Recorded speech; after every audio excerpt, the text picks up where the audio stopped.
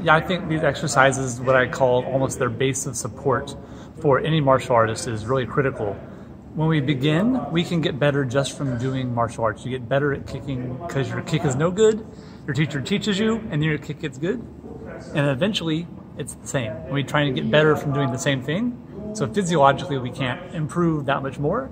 So we have to look at the pieces that are maybe need to improve. So maybe that's strength, maybe you have a mobility issue somewhere, maybe it's conditioning or endurance. And we want to find those, be able to isolate it and say, okay, for you, your strength is limiting you.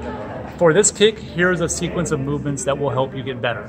Or you are strong, but you are not fast enough. Here it needs to be better neurologically or physiologically to improve that.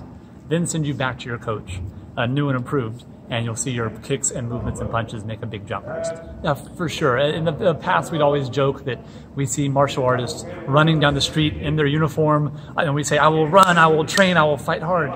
That's still important. We can't lose that, but we want to look at the science and understand our own physiologies and say, okay, if we do have someone with a warrior's mindset, and we do have someone willing to go very hard and train hard, if we did things in the right sequence, we can now unlock more of their potential. And that's my big job, is to go around and try and help people move that forward. Some places are still stuck in the 1970s. Some are kind of mid-90s, 2000, which is better.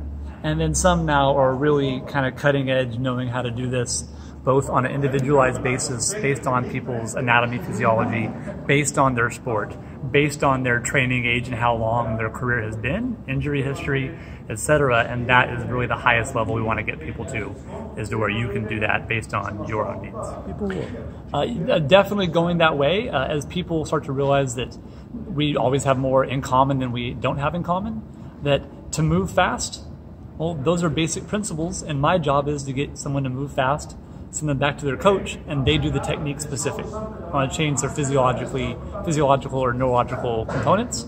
So we do cross-share a lot more on that way, and it's really good because, one, we get a new perspective and not just, well, I did this way because my master did this, and I did this because my master did this. Well, why did he do that? Well, because his school was only this wide, so he could only kick like this. And everyone thought that was just the way.